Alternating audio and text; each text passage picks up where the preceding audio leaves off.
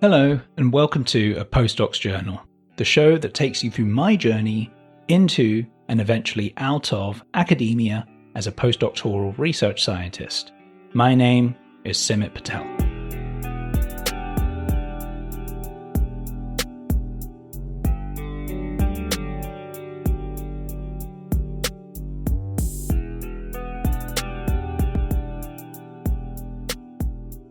Hello, thank you very much for joining me. Welcome back to those of you who may have listened to the show before, and a very warm welcome to those of you who may be listening for the very first time. If you don't already know, this podcast is based on my own personal journal. In each episode, I read out a journal entry from 11 or 12 years ago, back when I was working in academia as a postdoc. Then I reflect on it, I analyze it, I try to make sense of it, and share my thoughts with you today with the benefit of over a decade of hindsight. If you are someone who can relate to things like imposter syndrome, loneliness, and just mental health challenges in the workplace in general, whether you're in academia or not, I hope that by sharing my own personal experience with you, it helps you to feel a little bit less alone. In today's episode, we jump to September 2014. Well into my second contract extension. I had 3 and a bit months left on my contract at this point, and my stress levels were at an all-time high. When I revisited this journal entry, it occurred to me that this journal entry actually maps out a cycle of thoughts and emotions that I was more or less stuck in. I would start the cycle by feeling very anxious, and that would eventually lead to very explosive anger. Before I read out the journal entry, if you've listened to the show before and you've liked it and you found it interesting, I would really appreciate it if you could take just 1 minute of your time to leave a review or some stars or hearts or thumbs or whatever you use to show your appreciation wherever you are listening to this.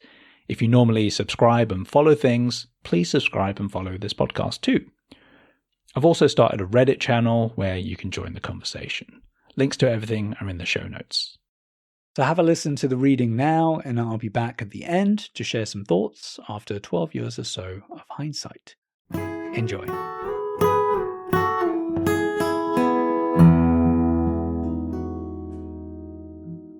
September 10th, 2014.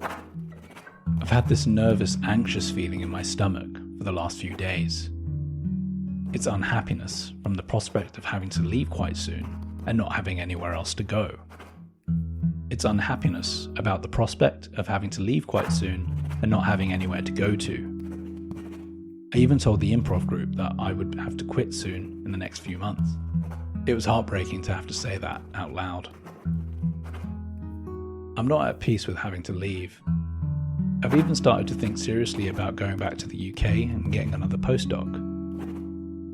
Just this morning, I actually spoke to my boss about it. I was saying how unsure I was about how to prioritise my remaining time. The fish project, the DFG proposal, and job hunting. He basically said I have to do them all in parallel. He said managing multiple projects is part of being in academia, implying that it was my failing that I can't do it. He said that the DFG proposal really isn't that much work. It's actually really easy. I just can't work like that. And I hate myself for that. He said that if I can get the DFG proposal submitted very soon, he might be able to bend the rules one more time to extend my contract for a few months. This all adds to my anxiety in my stomach. It hurts because I honestly try my best. I'm never lazy about anything. I'm not looking for ways to make things easier on myself. I feel so angry inside. It scares me. I don't know how to process the anger. I just want to be myself and for that to be okay. It's never okay.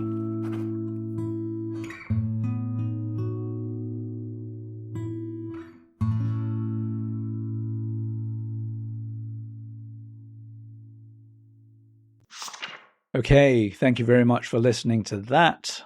As usual, I've written down some thoughts after reading that back and hearing that back. Lots of emotions going on in this entry, so let's just get straight into it. I'd like to talk a little bit about describing emotions in the context of how they feel in your body. I want to talk a little bit about how my boss's attitude was completely unhelpful for me. And I want to share some thoughts about anger. Before we get into the reflection, I want to ask you a quick question. Do you ever worry about your paper being rejected because the English isn't good enough? One thing I've always been good at is writing, but I know not everyone finds that easy. Perhaps English isn't your first language, or for some reason, the words you write just don't quite capture what you want to say. Good English can enhance your scientific credibility, increase the chance of your article being accepted, and speed up the peer review process. Whether you're a research scientist, a scientific writer, or part of a dynamic biotech company, I want to help you with my professional copy editing and proofreading services for scientific English. Enhancing the clarity and precision of writing has been an integral part of my professional life in academia and in the biotech industry for over a decade. If you need a native English speaker with a solid scientific background and a professional certification in proofreading to refine and polish your writing, I would love to help you. Please visit simitpatel.com, that's simitpatel.com for more information. Thank you, and now back to the show. This journal entry starts with me describing where I was feeling nervous in my body, in my stomach in this case. You may have noticed me use this approach before in the podcast, describing feelings and emotions in the context of sensations in various body parts. For example, I've described extreme stress as tightness in my chest or as something stuck in my throat. So this is something I've been doing a lot more consciously in the past few years. Every time I experience an emotion or someone asks me how I'm feeling, my starting point is to try and describe the physical sensation, where in my body I feel something and how it feels. It might sound quite obvious, and some of you might be sort of slow clapping me and rolling your eyes thinking, well done for figuring that out, Simit, I already knew that. But for me, learning to do this as a habit and learning to do it more skillfully has been a really big part of me learning to understand and to process and to express my emotions in a healthy way. Especially in difficult times like losing my job or when someone close to me dies. Back when I wrote this entry, I was doing this to some extent. I described the nervous feeling in my stomach. But that was based on what I was told as a kid. I remember nervousness being described to me as butterflies in your stomach. Beyond that, I wasn't really taught about how emotions are, first and foremost, automatic physiological responses, and how different emotions can be felt in different parts of your body beyond nervousness in your stomach. The concept of stress in your throat or anger in the temperature of your skin or anxiety in your jaw was just never taught to me. I had to learn this much later on in life. And even then, it was quite an abstract concept to try and get my head around, probably because I'd spent so many years being somewhat disconnected from my body in that respect. Since I started doing more mindfulness and therapy, I've become a lot more skillful with feeling emotions in my body and being more conscious of that. Today, I can even feel emotions in my feet sometimes and running through the insides of my legs. And it really helps me in terms of communicating how I feel to others, regulating my emotions before I end up snapping at the wrong person, and in understanding what my emotions are trying to tell me. I think the reason why describing my emotions this way has been really helpful for me is that it engages the prefrontal cortex a little bit more. So many of our base emotions come from automatic responses from the amygdala, the part of our brain that controls the fight or flight response. The prefrontal cortex is like the responsible, rational adult in the room that calms everything down and regulates whatever comes from the amygdala. By describing emotions and articulating it into words, you're basically giving your prefrontal cortex a set of tools to kickstart the process of regulating things.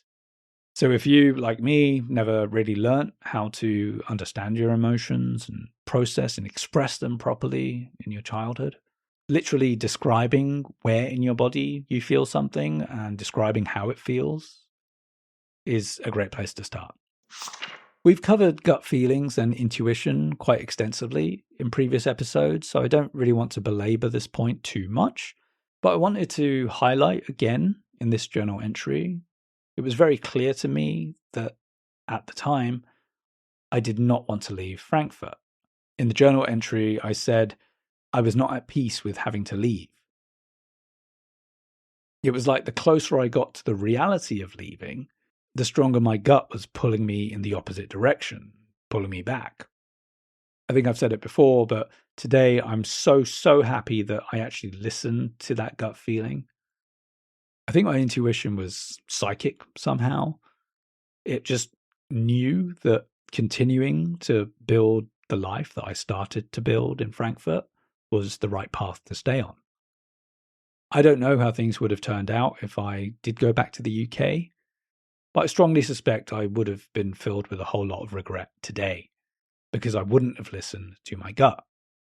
I can say with some certainty that listening to my gut, especially when it was giving me such a strong feeling, has been the path to much fewer regrets for me today. So I attempted to seek out some advice and support from my boss about how to use the remainder of my time. And at the time, his input was completely unhelpful for me. He just couldn't seem to understand why I couldn't just open my laptop and have a grant application done by the end of the week. He had the attitude that it should be easy, and that made me really doubt myself. If something should be easy, then why am I finding it so difficult? That made me think that I was doing something wrong, that somehow I was the problem. I was overcomplicating things somehow or overthinking things in the wrong way. I thought that my approach was wrong or I just had the wrong attitude. I actually went as far as saying in the journal entry, I hate myself for that. That's really hard to hear today. Seeing myself be so abusive to myself makes me really sad. That 29-year-old Simmet needed to be treated with so much more kindness and love. That's what he needed at that time. So to hear myself treat myself so badly feels really hurtful. It's like a self-inflicted wound. I'm actually not sure that wound has fully healed today. I think I need to apologize to myself for that. Now, in his own way, I think my boss might have been trying to motivate me by telling me that it should be easy. Maybe he thought that that would help me get it done quicker or feel better about doing it. Today, I can understand if he was frustrated with me. He had bent the rules more times than once to keep me on. He put his neck out for me and risked his reputation on the assumption that I would deliver. And for whatever reason, I didn't. I was doing some good work, some good impactful work, and he could see that. But in terms of those academic success metrics, I was under-delivering. I think a part of me still feels guilty about that even today. A bit like I didn't deliver on the promise of being successful. And it's almost a bit like I took advantage of his generosity in some ways without paying him back. As an emotion, guilt is basically shame plus a sense of responsibility. And I guess I am responsible for not delivering on my promise to some extent. But rationally, responsibility is about separating what's in your control and what isn't. It's true that I didn't really have original research ideas of my own, and my heart really wasn't in it in terms of being motivated to write the grant application. But could I have made different choices that were in my control that would have changed any of that? Probably not. All the work I did do ultimately did lead to my boss getting more publications, which then fueled future research grants and other work that was done in the research group. So I'd still contributed in a way that benefited him, so maybe I don't need to feel so guilty. The emotion I finished this journal entry on was anger. I can remember at the time that I was experiencing these uncontrolled bouts of anger. I would usually do this in private. No one would ever see this side of me. It was usually when I was at home, in the shower or something. I would think about my whole situation, how much work I needed to do, how I hated myself. And I would imagine conversations with my boss where he would just make me feel like I was totally inadequate. And I would actually end up punching myself quite hard sometimes. I would scream. It would hurt for days afterwards sometimes. I wouldn't feel good after that. I actually felt much worse after letting my anger out. This was another key turning point for me, I remember, when I thought something was quite seriously wrong with my mental health. This level of self-harm felt like I was crossing a line between healthy and unhealthy. I said in the journal entry how that anger scared me. And when I think about those moments today, it still does. It's scary to think about the total lack of control I had in those moments. And I never told anyone about this, even until today. I've kept that side of myself somewhat private. It was like I couldn't process all of the anxiety and nervousness that I described earlier on in that journal entry. And I just repressed it until it just spilt over and came out as anger. At the time, this was a bit of a cycle that I would go through. I would get anxious. I would have thoughts that would lead to lots of self-judgment. I would verbally and mentally abuse myself. And then the last stage of that cycle would be explosive anger, where I would physically abuse myself. At various times since then, I've tried to have these quote-unquote conversations with my anger in order to understand it better and to form a better relationship with it. It's easy to label anger as a negative emotion that is bad and should be repressed because it's very harmful, but ultimately my anger is there trying to protect me. That's all he cares about, just keeping me safe. Actually quite loving in some ways. In some ways, my anger is my most loyal, reliable ally, but it can do so much damage without realizing it. So what was my anger trying to protect me from here? Probably my own self-judgmental voice. As I discussed earlier, that voice was being really harsh to me, causing me to actually hate myself. So perhaps my anger was just lashing out to protect me from myself. That might explain why I was directing the physical harm to myself. I was punching myself rather than punching a wall. I used to think that anger was rooted in my masculinity. I always assumed that because I was raised as a male, I was taught that anger was an acceptable emotion for men to express, probably the only acceptable emotion for men to express. But I don't think that was the case here. It is true that expressing anger in men is more of a cultural norm, but I was doing all of this in private, away from the rest of society. So I don't think living up to societal norms can really be applied here because we're taking society out of the equation entirely. So there you have it. At the time, I wrote in that journal entry that it hurts because I honestly tried my best. And that was true at the time. It did hurt. Trying my best and seeing that it wasn't good enough made me feel like I wasn't good enough. And that felt awful. And maybe it wasn't good enough for my boss or for a career in academia. But today, it actually feels great to know that I tried my best.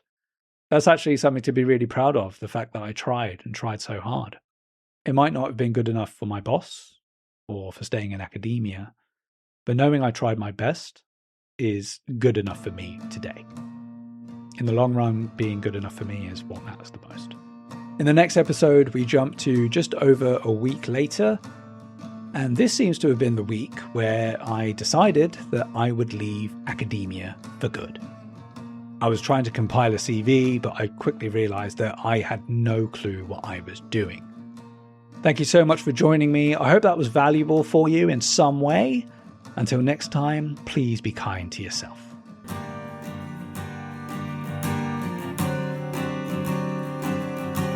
Brood about it, brood until the day one day I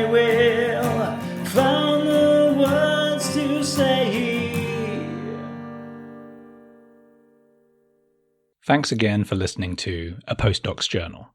I've been your host, Simit Patel. If you've enjoyed this episode and you'd like to help support the podcast, please share it with others who you think might find it helpful and interesting. You could also leave a review over at Podchaser or on Apple Podcasts. If you can relate to anything in this episode, or if you have your own take on that journal entry, I would love to hear from you. Please feel free to reach out to me on LinkedIn, Instagram, Blue Sky, or Reddit. Links to all my social media are in the show notes. Thanks again.